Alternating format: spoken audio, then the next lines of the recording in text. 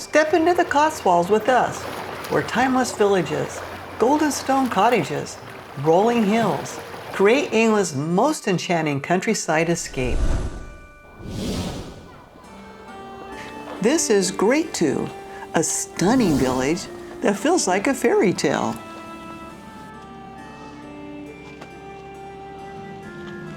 It's so picturesque that even Rupert Murdoch couldn't resist buying the manor house here. And honestly, we see why.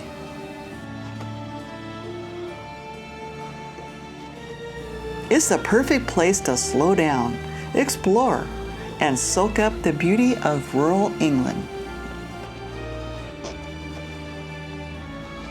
The Cotswolds are known for their grass-thatched roofs, preserving the charm of this region. These thick roofs, lasting 20 years, amaze me, especially in rainy England. It's hard to imagine, but they're undeniably beautiful. The Cotswolds, we're now in the Stow-on-the-Wold town, and we're going over to look at this church. This is an old gravesite, huh? Old cemetery. Look at these headstones. Tolkien's doors of Durin were inspired by this very church door, a fascinating piece of history.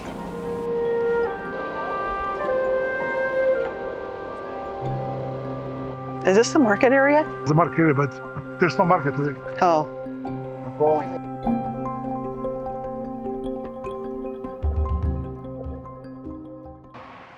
This is England's oldest pub, and the timbers are carbon dated to the 10th century. That's old. Whoa.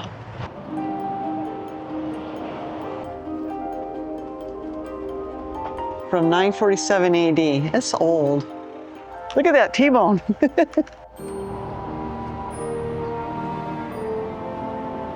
28 pounds per kilogram.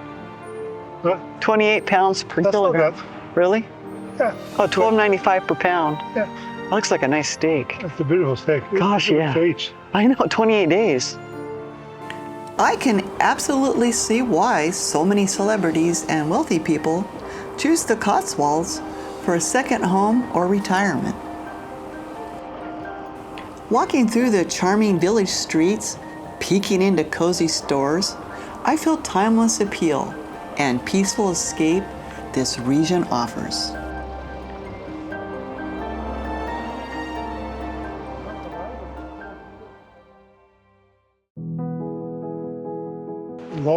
Lower Slaughter, and this is they won the most romantic village in 2017.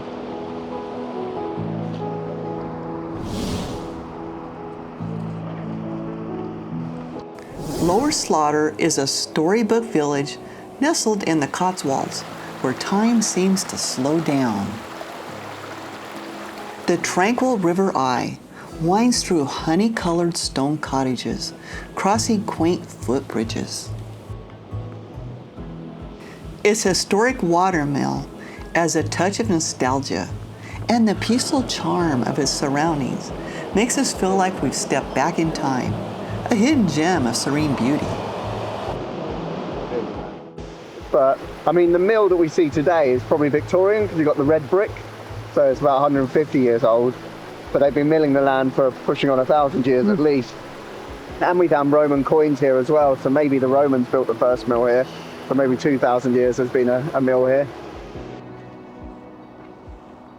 Walking past the manor house and Lower Slaughter, we can't miss its elegant beauty. Now it's a hotel. Its charming stone facade and picturesque grounds perfectly capture the timeless appeal of this Cotswolds village.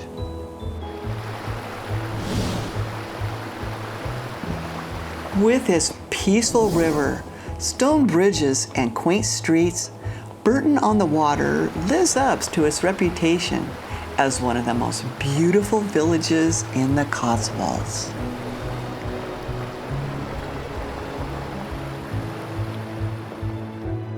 The Cotswolds, known for sheep grazing, surprises us with deer on this estate, an indulgence for the wealthy landowner. St. John's Church in Burford is more than a landmark. It's a gateway to history. Walking through its ancient graveyard, I feel a quiet reverence for the generations who've come before.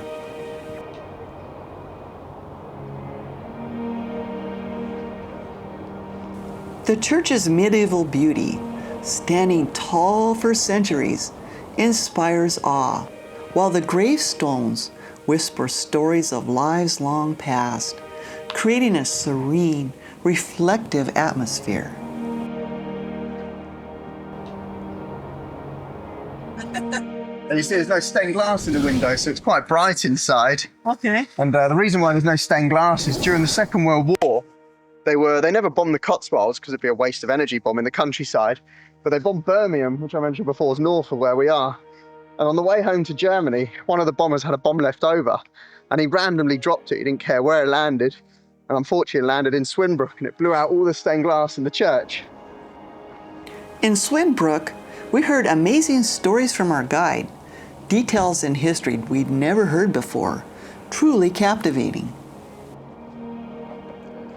Extremely old. It just, you see these old, like graveyards all around the church. The church in Swinbrook is so small that its crypts are sideways. Instead of burying people flat, they had to adjust for space, an unusual and fascinating solution. Extremely unique. Some two sisters, Unity Mitford and Diana Mitford. And Unity Mitford was absolutely obsessed with Nazi Germany. And so much so that in like 1935, she persuaded her dad that she wanted to study German, and he sent her over to Munich to go and study German. And she was beautiful. She was tall, blonde, blue eyes, so like Hitler's perfect Aryan woman. And she found out where Hitler's favourite cafe was, and she stalked Hitler. She used to sit in the cafe, she'd wait for him to come in, and one day when he came into the cafe, she manages to catch his attention. And they ended up having a relationship together. Oh, you're kidding. There's a really good documentary about her called Hitler's British Girl. So if you want to learn more, it's a good documentary to watch. And if you... This guy right here? This is Unity here, yeah. If you watch the opening ceremony of the Berlin Olympics in 1936, Hitler does a speech at the opening ceremony, and she stood on his left-hand side. So at that point, she's properly inside the inner circle of Nazi Germany.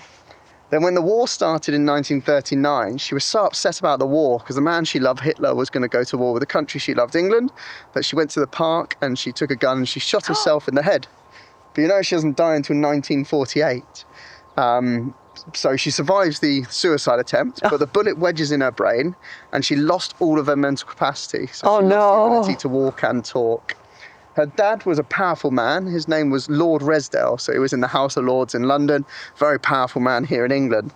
And he got her evacuated out of Germany to Switzerland, and then from Switzerland back home to England. And she lived out the last of her life here in the village of Swinbrook, which is where the main family home was. Oh, that's how she ended up here, buried here. And eventually it was the bullet that killed her in the end, so she did die from it, but 9 years after shooting herself. Wow. And when she first comes back to the village, though, she didn't stay at the family home. She stayed at the midwife's house in the village, because back in the day, when there was always somebody in the village who would deliver a baby. Yeah. And so people don't know why she stayed at the midwife's house.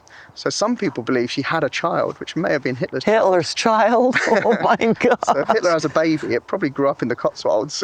Yeah, undercover. Yeah, and in the documentary, Hitler's British Maybe Girl. that's why she killed herself. Maybe. Kill herself. Maybe, yeah. Because that would be a pretty Yeah. difficult So this is all the situation. mostly. So this isn't all of them here, actually. There's more of them. There's one over there. There's one in Chatsworth House, and there's one in New York. And these are the children of Diana Mitford. But I reckon that she's a British spy.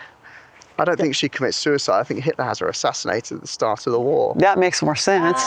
Unity. Unity, yeah. And then I think the bomb that lands in the village, wasn't an accident. I think Hitler tried to kill her when she was back here. Oh, yeah, because Probably that would. makes more sense. Yeah, It's that all would- random. The only village in the Cotswolds that got bombed was the one where his just girlfriend was happens to living. be, yeah, exactly. And maybe she did have a child. Yeah, Yeah, maybe they wanted to keep that secret.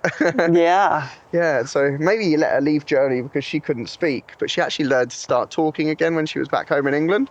So maybe he learned that and then was like, okay, well, we need to stop that. Yeah. We need to bomb the village. But Yes. then that's if why they it got tried bombed. to, assassinate her, Boy, why did they fail? what a story. A shot in the head is Yeah. How? pretty unlucky Yeah. not to kill someone if you shoot Yeah, them in the head. yeah. Well, they obviously thought they had. Yeah, that's, Yeah, that makes more Diana sense Mitford than a. became it does. Mosley. Is anybody watching the Peaky Blinders series? No. I love Peaky Blinders, so good. I never really got into it. Maybe It's I quite should- violent, so you have to like violence. But Yeah. she's one of the characters in Peaky Blinders, because Peaky Blinders are based on a true story of gangsters Oh. between the two world wars, and the gangsters that get involved in politics, basically. And so she married a guy called Oswald Mosley, and Oswald Mosley was the head of the fascist party here in England, and the best man at their wedding was Adolf Hitler, who was their best man. And so if Hitler had taken over England, Oswald Mosley was the man he was going to put in charge of England. Oh, wow. Diana married Oswald to become Diana Mosley. Jeez, that's a good story there, too. Yeah. A lot going on here in this little graveyard. That's a true story or fiction? True story. Yeah, that's what I'm saying. There's quite a story right here in this little graveyard. The story about Hitler and his British girlfriend is intriguing, but it does make you wonder how much of it is real history and how much is just a myth.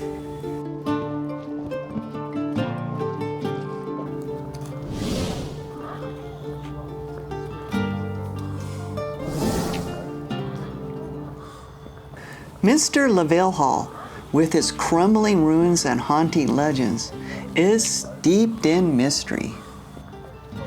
Built in the 15th century, it was a grand home belonging to Francis Lovell, a devoted supporter of King Richard III. After Richard's defeat, Francis vanished, but the story didn't end there. Legend claims Lovell returned to his mansion and hid locked in a secret chamber, relying on a servant to bring him food. But when his loyal servant died, Francis was left to a horrible fate and sealed away in his hiding place.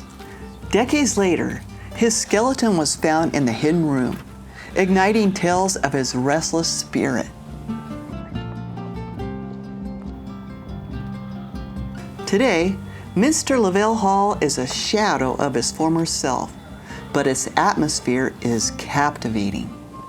Set beside a tranquil river, the ruins invite us to explore its eerie beauty and imagine the grandeur it once held. Some say the ghost of Francis Lovell still roams the ruins, searching for peace.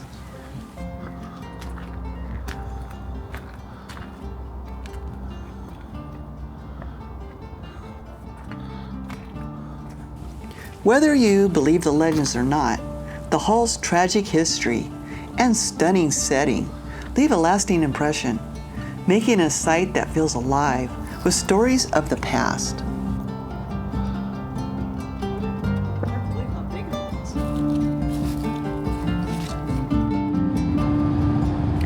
Bye for now, and we'll see you in our next destination.